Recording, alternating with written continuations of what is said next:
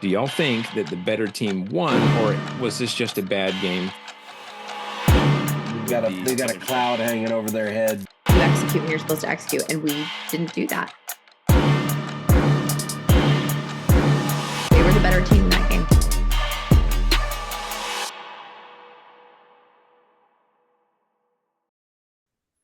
All right. Well, not only is this a great day because we're starting season 9 of the podcast, but it's our first episode being officially part of the podcast network, Fans First Sports Network.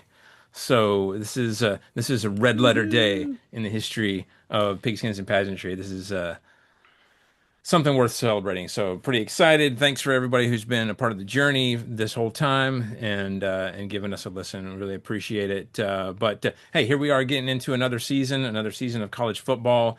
How were you guys' summers? Matt, how was your summer, my friend? It was good. It was good. It's ungodly hot everywhere you go in this state. I feel like the last couple of months, and it's just I'm not a fan of that. But we spent some time. We kind of reassessed where we're at as far as a fandom and as a person. So I mean, we're getting there. We're getting there. I'm really excited to see Tennessee play. I am curious as to hold on, I gotta find his name. Aguilar. Yeah, I'm curious as to how Aguilar is going to do at quarterback. We didn't know he was starting until yesterday. So yeah, it's gonna be a year. Here we go. I hope UCLA loses every friggin' game they have. Anyway, go ahead, Jesse. Jesse, how was your summer? As Matt said, it's hot as hell. We're It here. really is. It's raining every day. But we're making it. It's not the heat, it's the humidity. It's the humidity. I am manifesting a better start to the season than our end.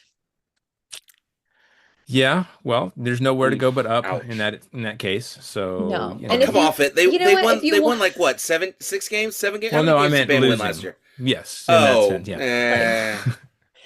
If you want to watch what is basically like an all-star former Alabama roster, just go watch the Eagles because they now have like 8 Georgia too. players. Yeah, It's they just got a like lot of Georgia kids they on that just roster got too. they just got another one. Like I think they just got Mechie. And so it's just like It's like an SEC all reunion up there. it's all of them. So if you're looking for an NFL team, and this is by no means a commercial for the Eagles because I'm not an Eagles fan, but if you're a Bama fan, you don't have an NFL team, and you want to just go watch the wonder years of Alabama football, it plays in Philadelphia.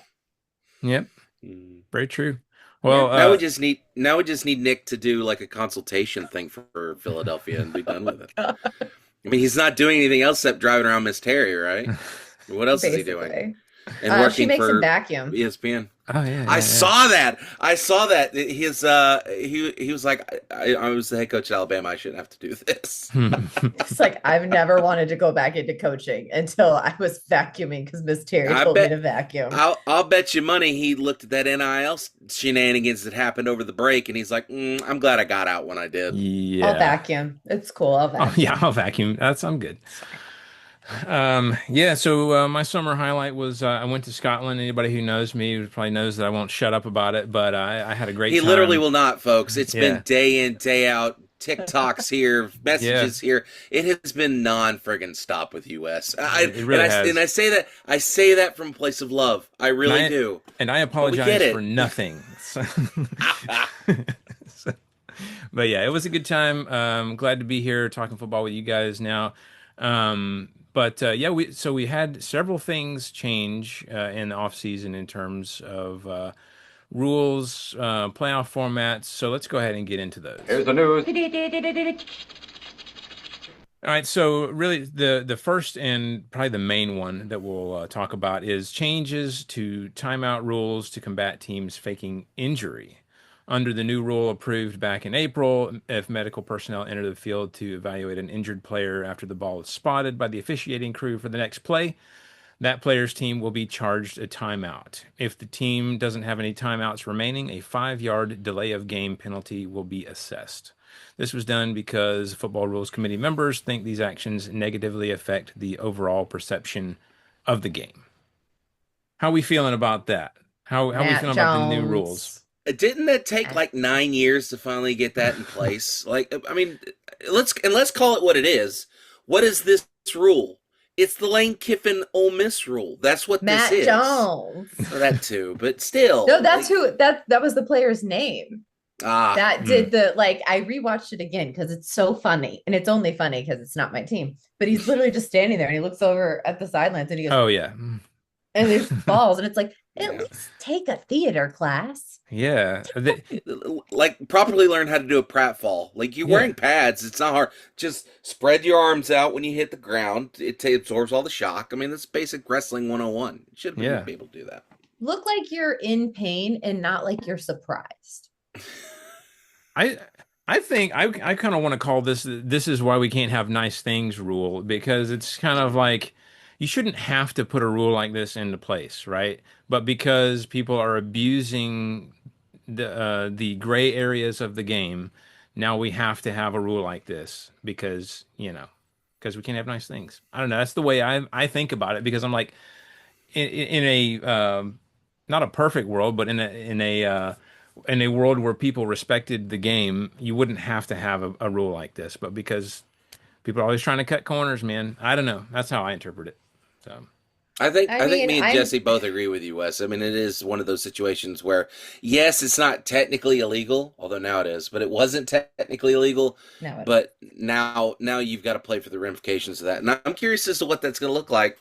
Like, how's that going to get enforced? this What's is that going to entail? this is also going to be interesting when someone is for real hurt Yeah. and it happens and then they don't have timeouts and their team is assessed a 5 yard delay of game penalty and maybe that's in a crucial point in the game where they needed those 5 yards. I Or mean, that timeout. I see a domino effect happening because of this. I So mean, it's annoying, but why couldn't they, while they were drawing this up, why couldn't we also draw up the intentional versus unintentional targeting rule? mm, That's what the people really want to see. That's where we're at. now we're talking miracles, Jesse. Yeah, I was about to say, if you're expecting the NCAA to come out with something where they clarify the targeting rule, come on. Like, come on, we have basketball has figured it out. No, We have no. flagrants. Wait, Right? hold on. Basketball has nothing figured out because you can't tell the difference between a block and a charge 95% of the time. You have to have like a master's in aerospace engineering to understand the difference between a block and a charge. They Don't, have don't at get me least started on figured out the traveling. concepts, like flagrant one, flagrant two. Like they at No, Right, least right, right. have no, concepts. Jesse. I love you, but I get where you're no. going with that. We can But we yeah. can have that. They're going to have to take some more time out to spend some brain cells on that one. All right, so interested to see how that goes. Another change in rules, the overtime rule change. And starting with the third overtime period, each team will only be granted one timeout for the remainder of the game, regardless of how many overtime periods are played. Designed to maintain a faster pace of play in extended games. Why are we always trying to speed things up? Like, we all want 18 overtimes, okay? I was at the '03 Tennessee Alabama game that went to like 8 overtimes, and it was glorious. Mm-hmm. I loved it. Why are we always trying? They did the same thing in baseball, and I'm going to jump on my soapbox here. I don't need you to put a timer on the pitcher. Let the man cook. Like, it makes no sense. Steve Like, why are we Traxel trying out to there, the speed human stuff rain up? delay. And I get and I understand it's like, oh, it's got to be on TV. TV's got to blah blah. Nobody cares. Let them cook. Yeah. Yeah, I didn't hate it before when they didn't have the time limit. But I don't know. Jesse, what do you think? I mean, at this point, it's like it's hard enough to keep up with the stupid overtime rules. I'm sorry. They're different than the NFL, and I know there's a lot different than They're in still college better than the the NFL. NFL. They're Let's still be better clear than about that. They're way NFL's. better. They're still way better than But the NFL's I, rules. I just can we just stop messing with it and like give me a year or two to get used to it? The the only way I can wrap my head around this is that I can see where it drags on, where if you're able to take a timeout for every new overtime period, that the game does drag on. And I get that. But I also think about you remember the Georgia Tech game that ended at like 1 a.m. when they went into like what was Yes. that, But how? 7, 8 But it overtime? was. But it was great. It was It was Amazing. so much I'm fun. sure That it is was the essence terrible. of college football in a nutshell. I'm sure it was terrible for the players, but from somebody watching and just being on pins and needles watching, and especially if you didn't have a dog in the fight and you were just enjoying the game, I'm So sure it good. was a I had a blast to great watch. time. Yeah, exactly. So yeah, I mean, I think I don't know. I don't necessarily like it from that standpoint. I do like being able to call more timeouts, get your team set up so you can have the best possible play, both ways, offense and defense. So I don't know, uh, not And they're necessarily a fan. tired. Yeah, yeah, especially The after guys that many have to be overtimes. so tired. That's part of the game. Yeah, Like this is why you're doing 2-a-days in the summer. This is the reason why you're running wind sprints. It all comes. That's the game boils down. That's what it's all about. It's and who's better conditioned, who wants it more. the End of games will story. be shorter. I mean, there definitely won't be as many overtimes because think about it, the more winded you are, the more tired you are, the more likely you are to make a mistake. And if that happens, then obviously the game's probably going to end quicker for someone. So, yeah, it will be shorter, I think. And then I don't even know why I included this one because they've sort of been toying with this one all along, but it's the pre-snap activity. Defensive players cannot mimic offensive signals, and offensive players cannot use terms typically reserved for the defense. So, interested to see how that one's interpreted because I mean, there's a lot of terms out there, right? So, Yeah, that sounds really Omaha. around sounds really subjective. Hey, yeah. what's the thing that was it not Bobo? Who was the quarterback that used to do this number for Georgia? Oh, David Green. Yeah, David Green. He Yeah, always did this. I had no yeah. idea what this means. I still don't know what it meant, but I I thought it was just always funny. interpreted it as no huddle. Just everybody get back to the line. Let's go Yeah, it's like, run the next play. like little hand puppets. Yeah. Woo! It was meant to distract, is what it was meant. So, Wes, you David did Green's coming out miss of the one. caw caw. yeah, what did I miss? You missed one key change that Ooh, what did I happened in the miss? off Now I'm season. intrigued because I thought A I got them all. very, very big one. Revenue sharing. Oh, yeah. So the House versus the NCAA decision came out and it's effective July 1st. And there's a lot of different things that are going into it, right? We could do a whole episode on this or a whole different um, segment on it, but direct payments from schools. So for the first time, Division I schools are permitted to share athletic department revenues directly with their varsity, what they're calling their varsity athletes. Dun And dun dun. it's distinct from NIL because NIL is from third parties, and this only goes Right. for Power Five schools, right? And it's also retroactive. So former athletes can also opt in to take part in this, which is very interesting. There is a revenue Wow. sharing cap. The cap is, What? yeah. Um, Wait, hold on. I have this mental picture of like this guy that played in Oklahoma in like 1962, and he fills out the paperwork, and they send him a check for like 30 grand. no, Like, there are Do you rules. There realize are how much rules. revenue I raised for this oh my school by god, playing here? So I the could have got 14 bottles of Dr Pepper. I'm so tired. Go the ahead, Jesse. settlement for back pay is 2.8 billion in back payments to current or former Division I athletes who competed between 2016 and 2024. So there's a limit. Those poor Yeah, because seniors in 2015. Right. I know they're Reggie Bush still compensated hasn't for got his NIL Heisman back. opportunities. Poor guy, but he did get a Wendy's commercial.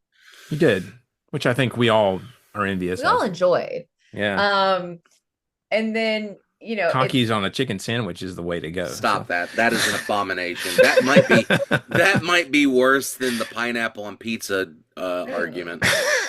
terrible. Cockies on a chicken But sandwich. the cap for revenue sharing is 20.5 million a year. It's the 22% of the average revenue across the Power Five athletic departments. And so it also is going to increase roster limits and eliminate scholarship limits. So again, there's a lot of things happening here. There's a new oversight committee and independent entity, which is called the College Sports Commission. And then there are as well tax implications. You get Title IX implications. But this is the first time when people say, the NIL is obviously its own thing, but now you are seeing schools that can directly compensate. There's going to be a lot of ramifications. This is the first year. Oversight is going to be interesting how they do it and how they decide to divvy up the funding that they get. Again, Title IX says that they need to accurately distribute it across sports, both men's and women's. But how much is that going to happen? And how are they going to justify it? So it's going to be very, very interesting. They can give full, partial, or no scholarship to athletes. You no longer have that like 85-man roster. Football scholarship cap has been risen from 85 to a roster limit of 105. Things are going to get wild. The two sports that benefit the most from this are obviously the two most profitable, generally speaking, which are football and basketball. So it's something to keep an eye out for. We could go into more detail in another episode, but I did want to bring up that profit sharing in the House settlement has effectively hit the market July 1st. Jesse always keeping us straight on the legal stuff, for which I am very grateful. So it's going to be interesting. I don't know enough to speak on it very well, but they're going to have some kind of regulation or some kind of cap or something because it's going to get nuts. So. I'm sure the government will find a way to get that done. They've got plenty of free time right now. So plenty of free time. Yep. Well, but this isn't a political podcast. We're not talking politics. I want to clarify that for everybody at home. We're not talking politics. Nobody said anything about politics. Not here. This isn't the podcast for that. That's a different podcast that we do alone, not online. We do in a group chat with blurred faces and voices.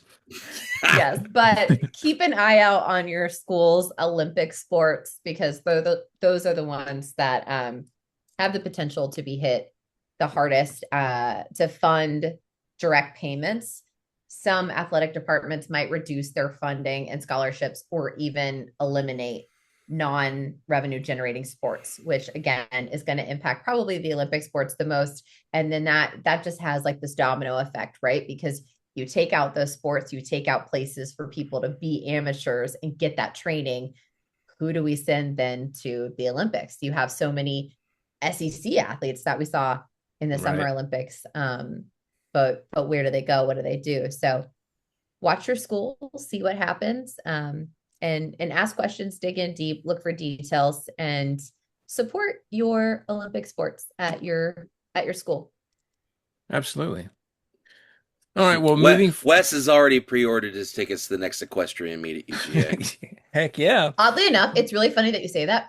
They have a really good equestrian. That's the only reason why I know that they have an equestrian team is because I know they're really good. That and the gym dogs are like the two most niche sports they have there. Yeah. Yeah. Yep. Gym dogs are also really Although great. I don't know, are the gym dogs still any good? Because I haven't heard about them winning anything in a while. They were, but now it's like LSU and Auburn are so good. LSU is powerhouse as well. But the thing about gymnastics, and this is not going to become an Olympic sports podcast, but the thing about gymnastics is their equipment is so expensive, like down to the outfits and all, like the leotards, that they typically, despite having really good crowd turnouts, don't end up at the end of the year in the black or in the green. They're usually in the red, which kind of sucks. Yeah, because they do have really good turnouts. Well, we have officially shifted into a gymnastics podcast, SEC we are now gymnastics, a gymnastics so now we go.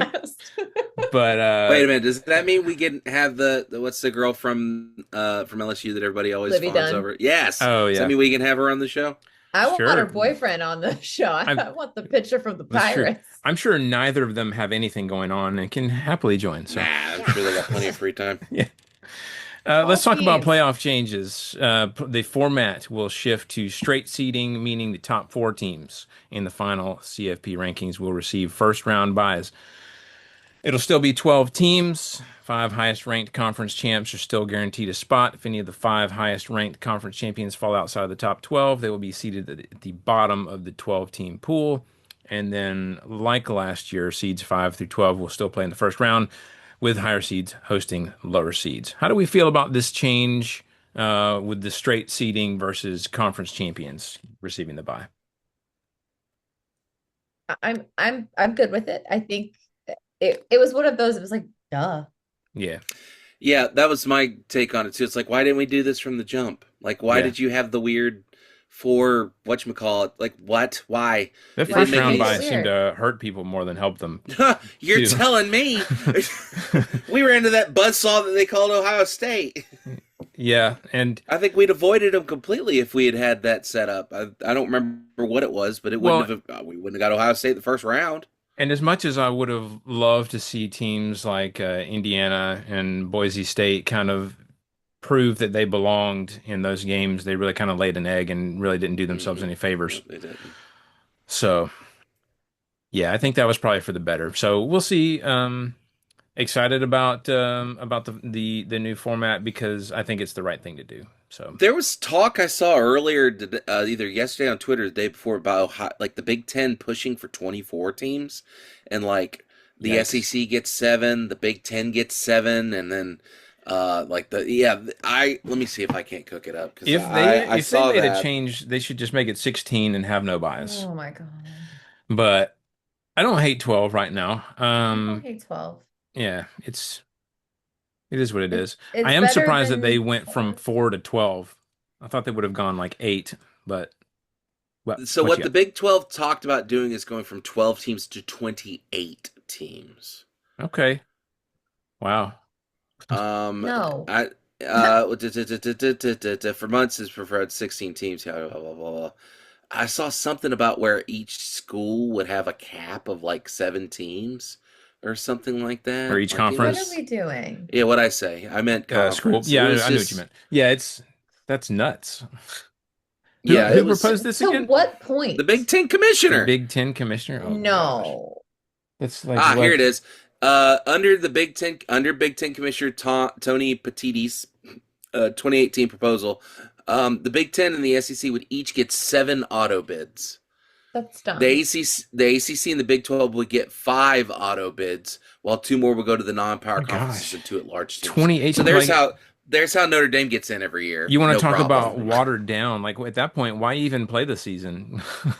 Because Yeah, everybody's in. stop the season after 6 games and just start the playoff. Like, what's the Yeah. point?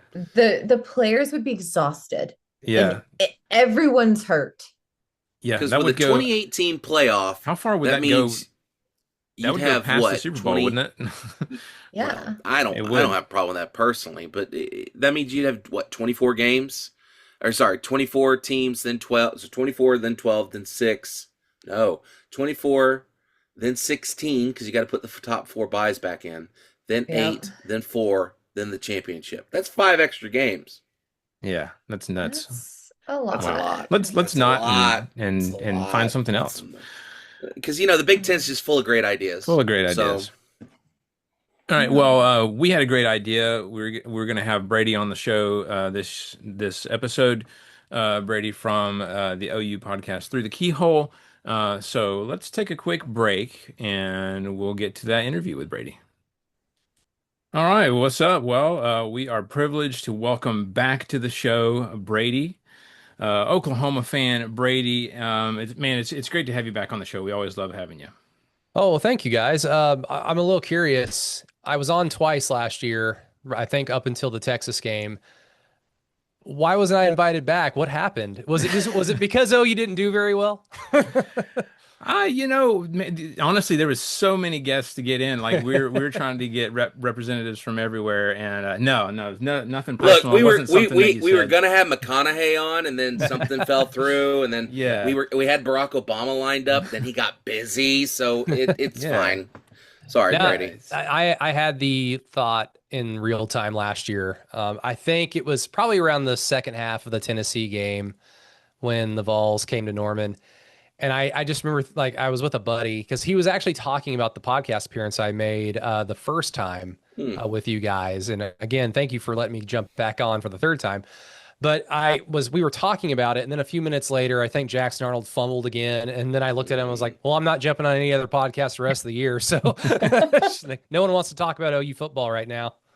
Yeah, well, I mean, you're as things go, you're pretty much a regular on the show now. I feel like if the show was a house, you'd Friend be of the one of those show?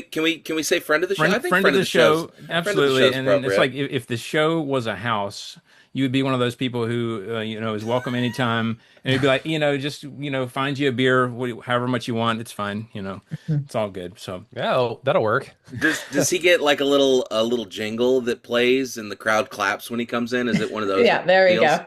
Like on oh those old man, sitcoms. yeah, I need to. Brady's too young. He has no idea what we're talking about.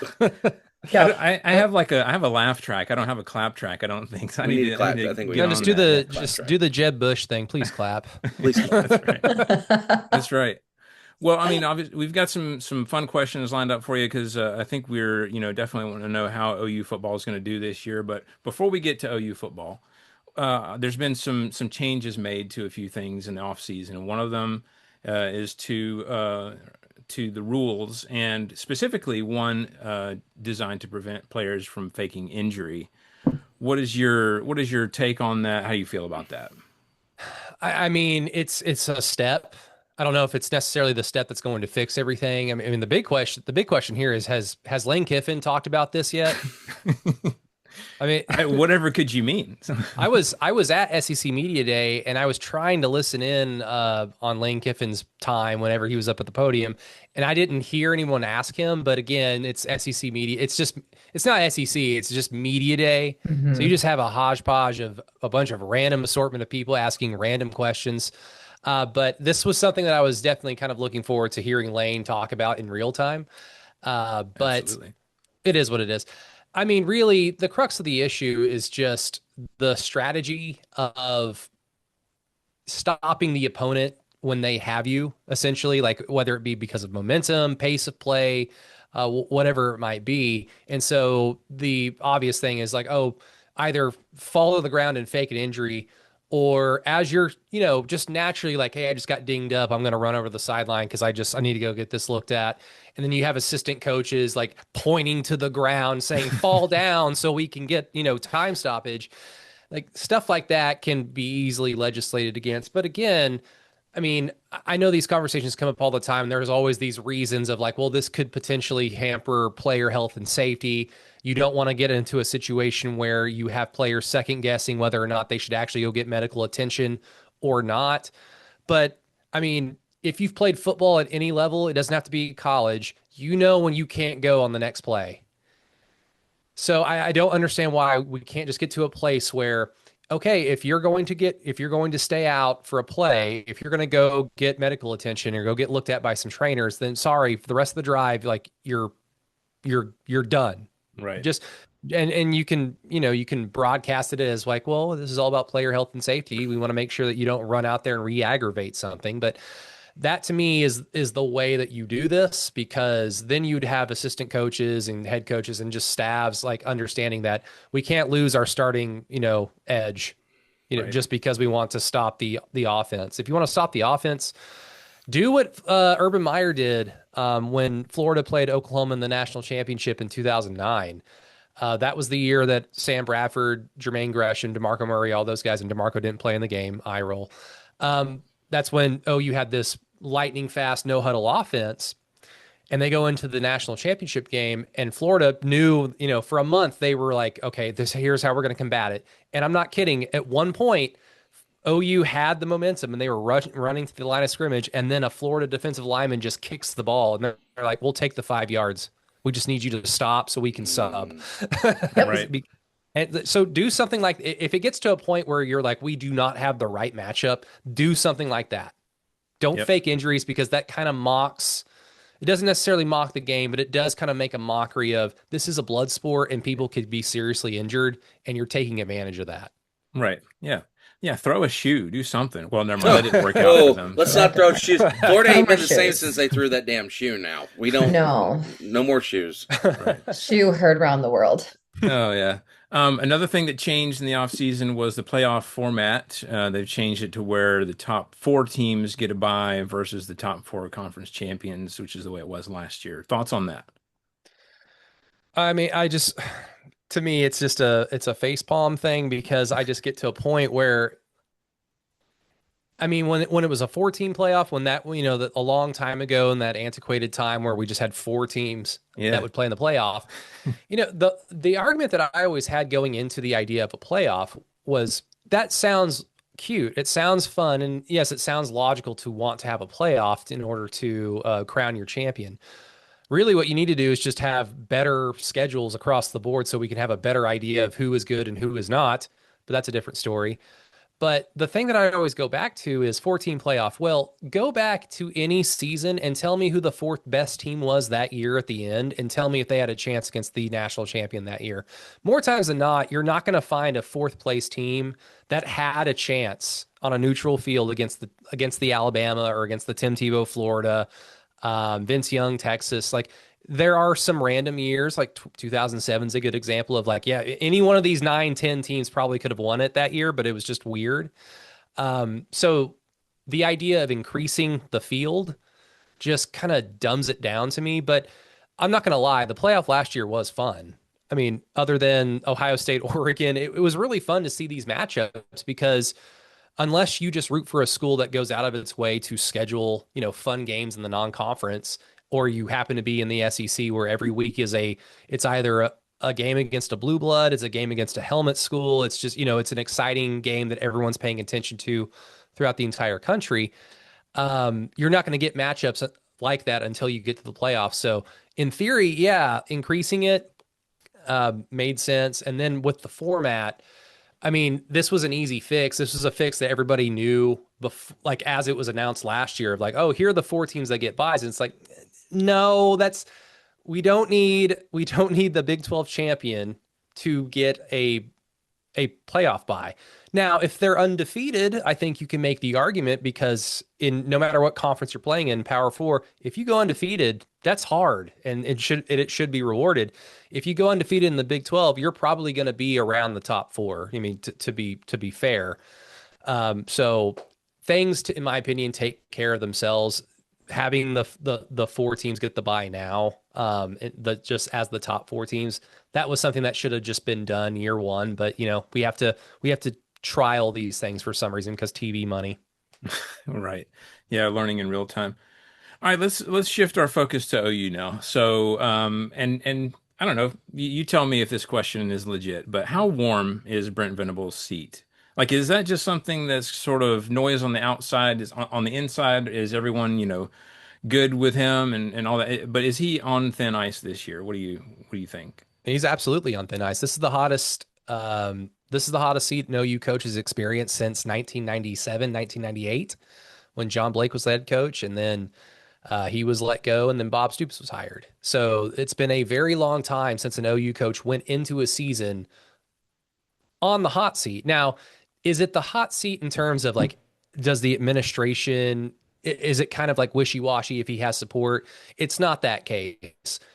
Brent Venables has full confidence from Joe Castiglione, the athletic director, the president, Joe Harris, the administration. Everybody loves Brent Venables. Everybody wants him to succeed. And even parts of the fan base that question him in terms of like, I don't know if he's the guy because this is the University of Oklahoma. It's a blue blood and they don't really handle failure too well. We jump from if it seems like it's not going to work, OU jumps to the next guy because if a position like the head coach at OU is open, basically everybody wants it. It's one of 5, 6, 7 schools where that is everyone's dream job is to be the successful head coach at a place like that.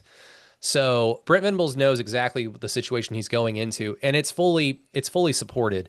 Now, the schedule is pretty tough, and they did all that they could in the offseason to ensure that the sins of last year don't repeat themselves in terms of the offensive woes, the quarterback play, the turnovers, everything. And you hope with a Brent Venables defense that just kind of maintains or at least especially improves from where it was last year. It wasn't one of the top 3 defenses in the SEC, but it was definitely in the top 4 or 5. And if you can get to top 3, you're talking elite defense level. You're talking one of the best defenses in the country. And with Brent Venables at the helm, that's on the table. It's as simple as fix the offense. You bring in John Mateer, you bring in Ben Arbuckle from Washington State, and they bring an exciting brand of football that is familiar around these parts with the air raid. It makes a lot of sense. But is he on the hot seat? Absolutely. If things go south like they did last year, I don't know if Brent Venables as a head coach, I don't know if that tenure is much longer than past this season. But again, they've done everything to ensure that that does not happen. Gotcha. So, but it's not so unsecure that like if it goes south, he's like out in the middle of the season. That you think he's probably safe for a season. Well, let's say if everything happens again, Hmm. you know, like let's say that because OU does play South Carolina the week after Texas, like they did last year, and last year, you know, they get beat 38-3 by Texas. It wasn't a game after basically halftime, and then they come back home to Norman to play South Carolina, who at that point I think had they were like on a 2-loss streak. And this was before South Carolina became everybody's favorite darling. Their kind of wave of momentum started in Norman because you spotted them 21 points in the first 2 minutes Yeah. of the game. It was over. If all this happens again, let's say OU loses to Michigan, they lose to, they beat Auburn last year, so let's say they beat Auburn again, but they're not competitive against Texas, and then they go on the road to Columbia and lay an egg. It would be really, really hard to see a world where he is as fully supported, not necessarily by the administration, but by the fans. Like, you don't have fans calling into local radio stations calling for his head Right. or saying, like, if he loses to Michigan, like, he's out. No, people want him to succeed, and they're going to find any reason or any example, any situation for him to remain. And I think financially for OU, it's probably in the best case because that buyout is very large.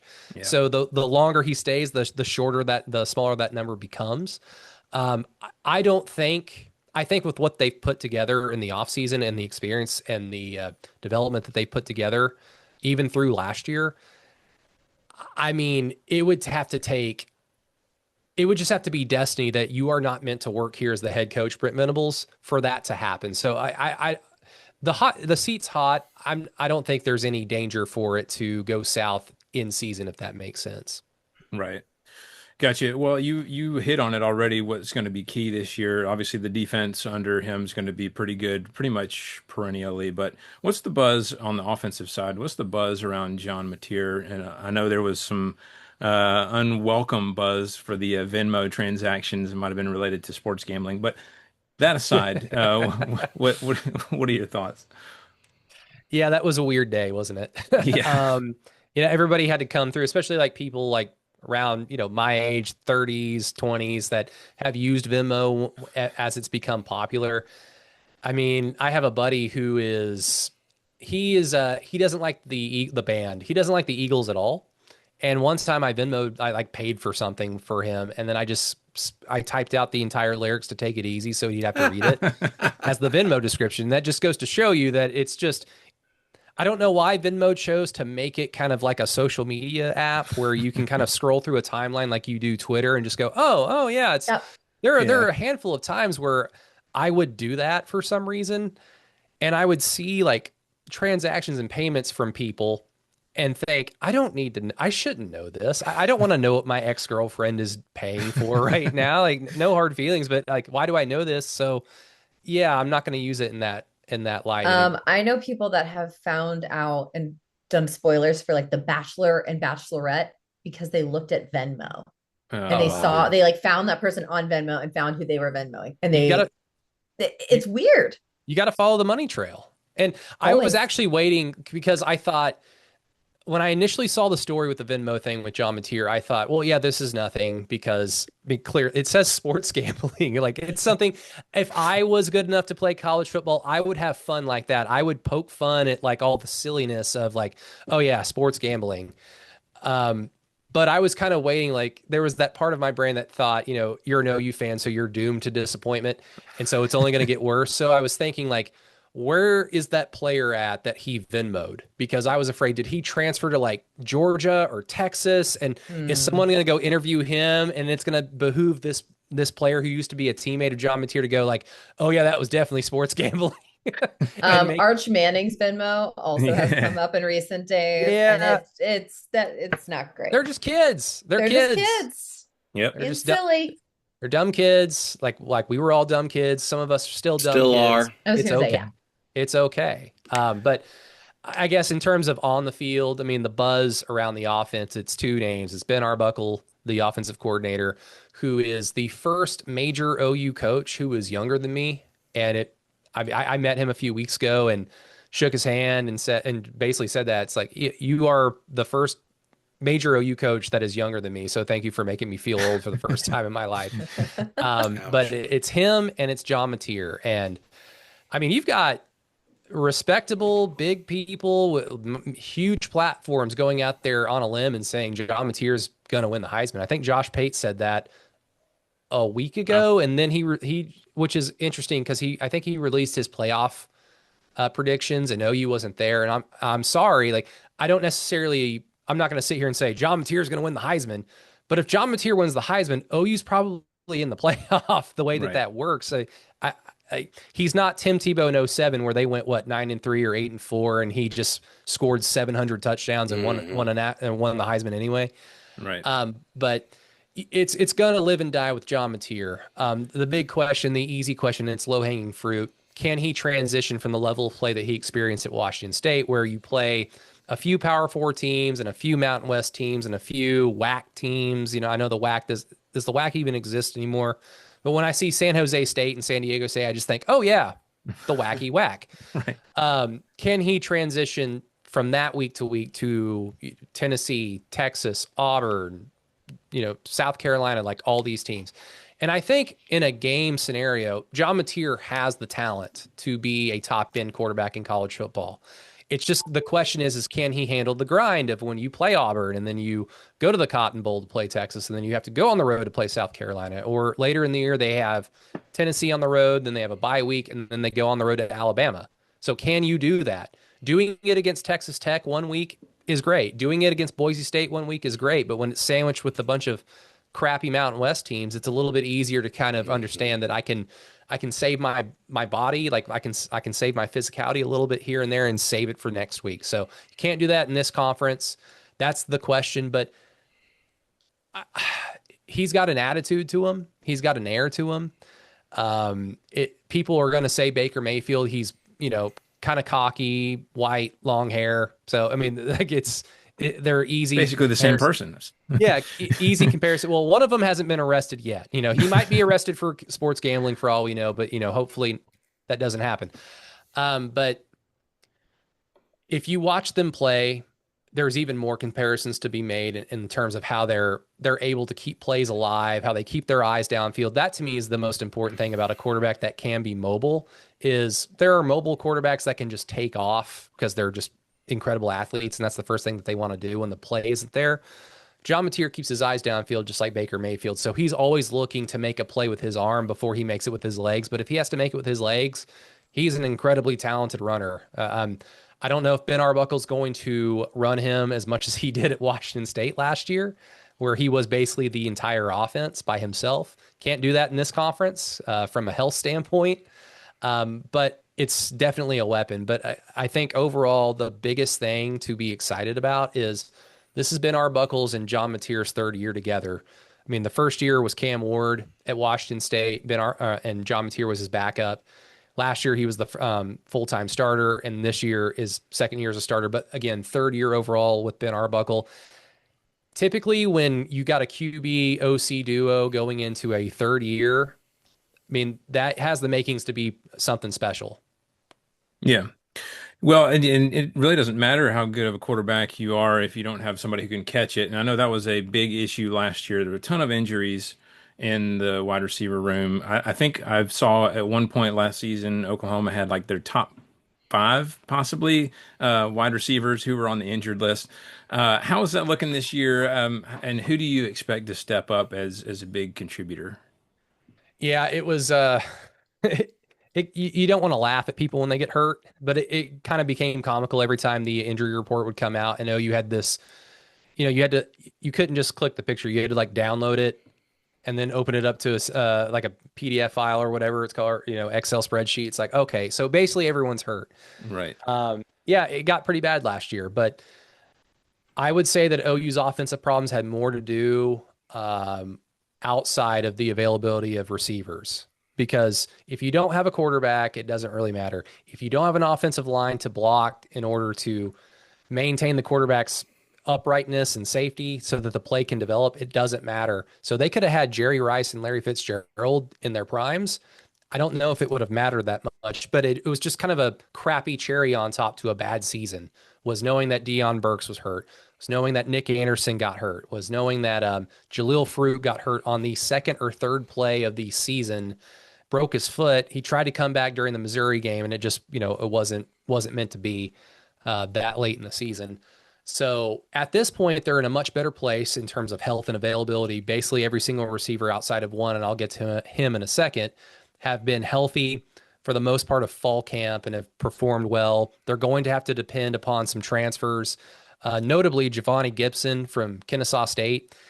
This guy has been hurt since spring, but he is raring to go. I think there are some inside reports going or saying that they expect him early in the season, maybe Michigan, maybe Temple, the third game of the year. Not so sure, but he's getting to a point now where he's about to start ramping up to go full speed.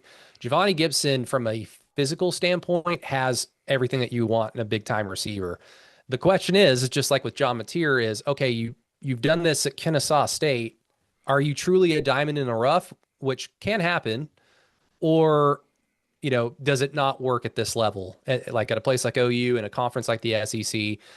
But if OU wants to be successful this year, they need Giovanni Gibson to be everything that we heard back in spring before he got hurt, because they've got a plethora of short, shifty, fast guys, but they don't necessarily have a big, tall, physical presence that can just go up and make a catch, because it seems like every team, even Vanderbilt in this conference, has a big guy that can go up and make a big NFL style catch. And OU's got a bunch of guys who are my height and shorter, but but it's okay. They're much faster than I am. But outside of Giovanni Gibson, Deion Burks is a guy that we were all excited for last year. He started off really hot against Temple with 3 touchdowns. If Seth Luttrell, the old offensive coordinator, did anything, he did force feed the ball to Deion Burks. And while he had some production early on, it wasn't as home run inducing as we were led to believe back in spring ball the previous year. But I'm kind of willing to chalk that up to that offense had no idea what it was doing. It should have never, it was something that should have never been created. We should have never seen it. It was an abomination on all of our eyes. So maybe that kind of bled into Deion Burks's lack of big play ability.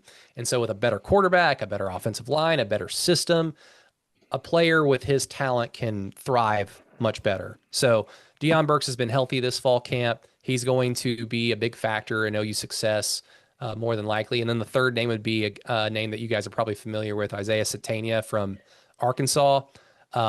Fast, big play type of receiver that can take the top off of a defense.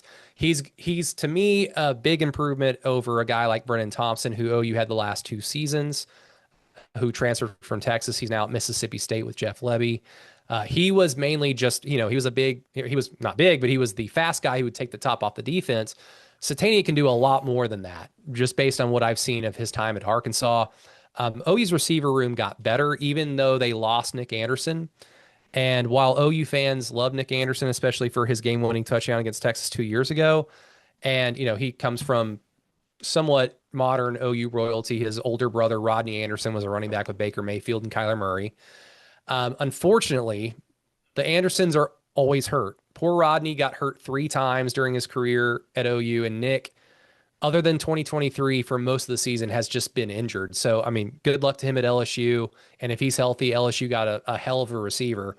But it got to a point where you just couldn't, in the era of NIL where you're having to pay guys to stay, it just wasn't a very dependable investment, because again, he makes your team better if he's healthy. But even though they lost Nick Anderson, I feel like on paper and from an availability standpoint as of right now, OU's receiver room is in a much better place than it was last year.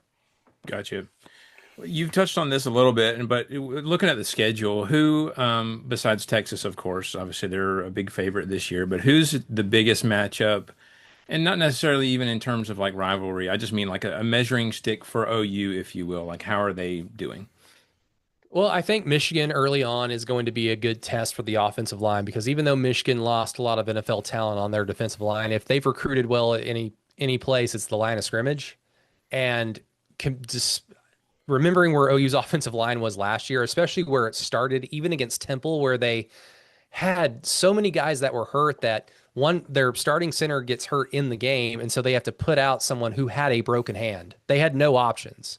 And so they didn't do themselves any favors, but they were also unfortunate. They're starting from a much better place right now than they did last year, but it's still nowhere near when you think of Bill Beanbo run Oklahoma offensive line, it's nowhere near that. It has the capability to play itself up to that standpoint, but they've got a big test early on against Michigan. If they can answer that test, they've got something cooking with the offensive line, and they're going to be looking at a five-star offensive tackle by the name of Michael Fasusi, who, by all reports, the recruiting hype was warranted. He seems to be that dude. And if you see OU trotting out a true freshman at left tackle, just remember it's not because of necessity or panic. It's because he's that good. So OU has the capability to have a good offensive line this year, and they can at least start the process of proving it against Michigan. And I think, in a weird way, I think the South Carolina game will tell us a lot about where this team is. To me, that's the compass game for this team, because I think that there is a strong likelihood that they could be undefeated going into the Cotton Bowl, and that would mean that they beat Michigan at home and Auburn at home. Those are still two tall tasks, but they beat Auburn last year, and they get Michigan at home with likely a true freshman making his first road start. So against Brent Venables, you like those advantages. If they go into the Cotton Bowl undefeated, all bets are off at the very least. And I hate saying this as an OU guy, but at the very, very least, retain your honor and play a competitive game. And then, we'll go from there. Right. But under Brent Venables, the biggest problem, and there have been many, but one of the biggest problems has been maintaining focus. Because if you guys remember in 2023, they're undefeated. They go play Texas in the Cotton Bowl and they win. And then they kind of skyrocket from 10 or 9 in the polls to top 5. And Dylan Gabriel is like leading the Heisman race at that point early on in the year. And then they play UCF in Norman, and it took a defended 2-point conversion at the end of the game to beat them. And then they went on the road for 2 weeks, once against Kansas in Lawrence and once against Oklahoma State in Stillwater. Now, Kansas and Oklahoma State that year, they were top 25 teams. Oklahoma State played in the Big 12 title game.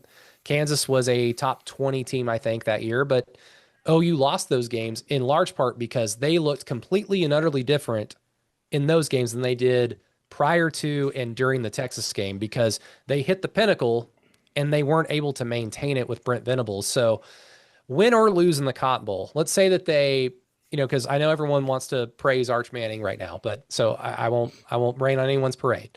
Let's pretend that he's as good as everyone thinks he is. Okay, OU likely loses the game in the Cotton Bowl. Let's say they lose 35-24. It's like, okay, competitive game, good moments, bad moments. Texas just had a better quarterback and better team. It's okay.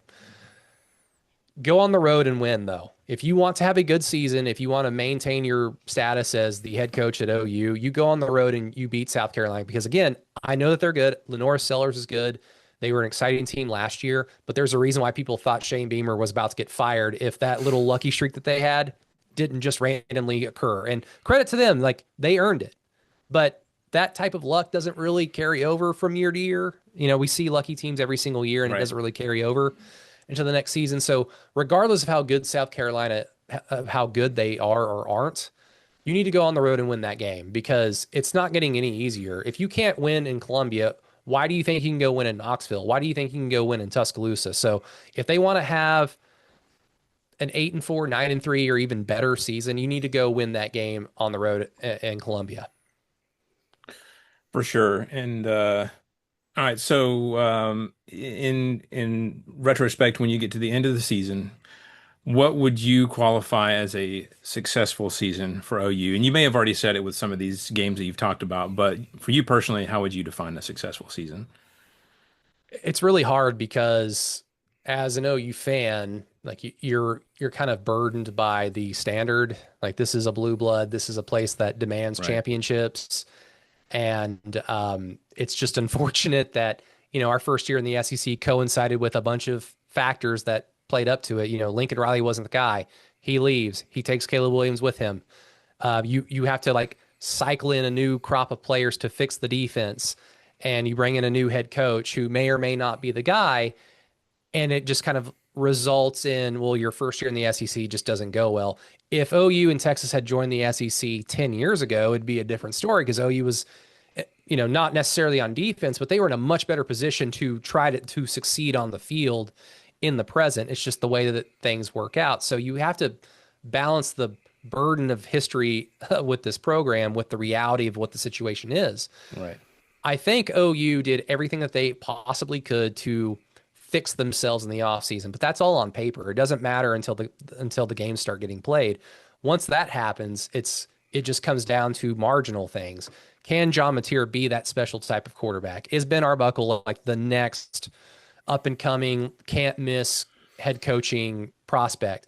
Can Brent Venables make improvements in his game day decision making, whether it's calling timeouts here and there or maintaining focus so that the team understands that you just ran a successful fake punt. That's awesome, but we didn't score. So line up. Oh, they got a delay of game. Things like that happen and they pile up. That's not what successful head coaches do. So can they marginally improve in those areas? If they do, 9-3 seems to me is not necessarily my prediction, but that to me is what a successful season looks like. 8-4 guarantees I think Brent Venables is going to be the head coach in the following season.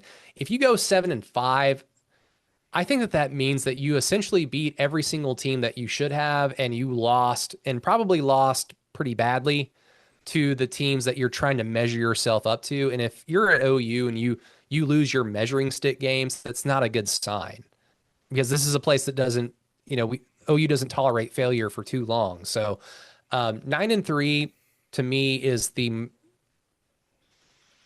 it's how I'm trying to grade this team this season based on what I know right now. Now, of course, that can change once the games start getting played. But I think as of right now, and what's kind of baked into that as well, is there are teams on the schedule that I don't know if Tennessee is going to be as good as they were last year. It's still on the road and it's going to be a tough game. But knowing what they lost, like offense, defense, and of course the quarterback position, that's going to be something for Tennessee to have to answer themselves. And if they're not as good as they were last year, then that's, just on paper, as of right now, it's going to be an easier, quote unquote, game for OU than it was last year. Same thing with Ole Miss. They lost a ton, and they're putting their faith in a quarterback who looked really hot for a quarter and a half against Georgia in Ole Miss's best game of the season. So, I think any four of us could have probably stepped out on the field that day for Ole Miss and looked pretty good because it was just their day. But, credit to him. They're excited for him, but they lost so much talent. OU gets them at home. Maybe that's a little bit of an easier matchup than it was last year with the talent that they had. And then Missouri lost basically everything that made them good this previous season, and they're coming to Norman for a little bit of a reckoning. So, there's three games right there. There's three games right there that if you just simply say, okay, they were 6-7 last year, there's three games that are tilting into OU's favor. That's 9 games right there. So that's why I say 9-3 is the mark for success. And it also, depending on how everything else shakes out, I don't know if a 9-3 OU team's in the playoff, but I do know that in November, they're in the conversation, like on ESPN, on the talking heads. OU would be in the conversation of like, yeah, they're pretty deserving. Look at that schedule. And if you told OU fans a year ago that don't worry, a year from now you're going to be in the conversation for the playoff, everybody would take that and run with it. Right. No, that's a good point. That's all the questions I have. Jesse or Matt, was there any that you thought of during the course of our I talk just here? have one. You have one season being part of the SEC under your belt. How does it feel? What are your thoughts? What are you glad that happened or excited about? And what are you like, wow, this sucks? No, it definitely doesn't suck. Trust me, because college football, they're cycles. And there are 8 schools that can kind of sit there and tell you with a straight face that we suck right now, but we don't suck forever. Right. And maybe that kind of goes out the window because at some point in the past, Nebraska could have told you that, and oh boy. So I mean, but they made a ton of decisions that led them to this. It wasn't Right. just they couldn't beat Texas in the Big 12, so they ran north. It wasn't just that. There were a bunch of other factors that we don't need to get into. But it is possible to lose your blue blood status a little bit. But yeah, OU sucked last year, but they don't suck forever. And Right. if they don't do things properly this year, they'll move on from Brent Venables and they'll try with the next head coach that could be the guy. And if you knock it out of the park at OU, that likely means that you are contending or winning national championships. So it was tough to stomach considering that OU for about a decade and a half was carrying the flag of we don't need to be in the SEC in order to win a championship. Like we can do it too. And then you join the SEC and you essentially give ammo to all these people that for a decade said that you weren't good enough. So like, yes, in the moment it sucked, but it's the right thing to do. It was in a weird way because I'm a weird OU fan. OU had a terrible, terrible defense for 10 years, and that was because of familial loyalty within the coaching staff, just not wanting to fire a brother. And Yeah. this is why you don't hire family Don't members. work with But family. yeah, different story. But in order to rectify that, they then hired Brent Venables 10 years later to essentially correct the sins of the past. And he's done that because the defense is completely in a different spot than it ever was in the last 10 years. OU could potentially have the best defensive line in not just in the conference, but in the entire country. And if you'd have told me that 5, 6 years ago, I'd been like, what? How? Did we get Right. lucky? Hmm. And so like improvements have been made, but in order for OU to get back to the point where they want to be, you don't do it in a conference where you can kind of skirt by. And in the Big 12 in the 2010s at least, because in the 2000s the Big 12 was incredible. I mean, you're talking Ricky Williams, I mean, triple option Nebraska, OU when they brought in the air raid with Bob and Mike Leach. I mean, like every out was tough. Then in the 2010s, it became a little bit easy to skirt it.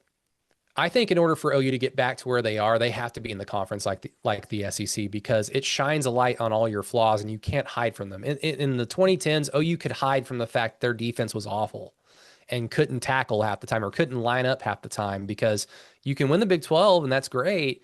Then you go play Georgia and you don't know where to line up half the time. And this is the 14th game of the season. You can't get away with that in the SEC for long because people will lose their jobs. So OU will get back to where they need to be. And the SEC is going to be a big part of that because, again, it shines light on your flaws. It accents your strengths because part of that defensive improvement is it's easy to sell to recruits that you're going to be playing in the SEC. So you stay close to home if you're from North Texas, come play at OU just 2.5 hours away in Norman. So from that standpoint, it's exciting. And then just from the fan experience, yeah, we were getting our ass kicked half the time, but it was great to meet, legions of Tennessee fans. It was great to meet legions of Alabama fans. And sorry, Jesse, but half the time, like we were there before the game that night, I was just shaking people's hands and going like, congratulations on kicking our ass tonight. It's like, hey, hopefully you have a fun time in Norman. And Alabama fans were great. And it was just our night. That's all I can say. It's fine.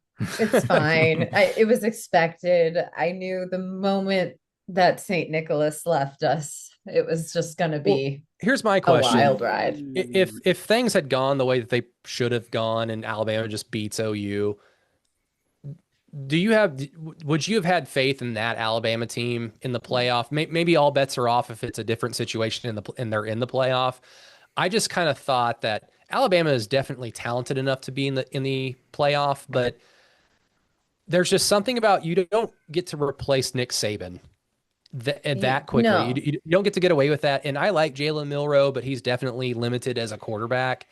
And so I thought, I think things played out the way that they should. Not necessarily OU beating Alabama, but I don't know if this Right. Alabama team had it. They had it against Georgia, and they just didn't have it at key moments. They reminded me of like past OU teams that would bring it against Texas, and they'd bring it against like a non-conference like Florida State matchup on the road, and then they play Texas Tech and just lay an egg. And those types of teams just don't have it. When Jalen Milroe was on, the whole team was on.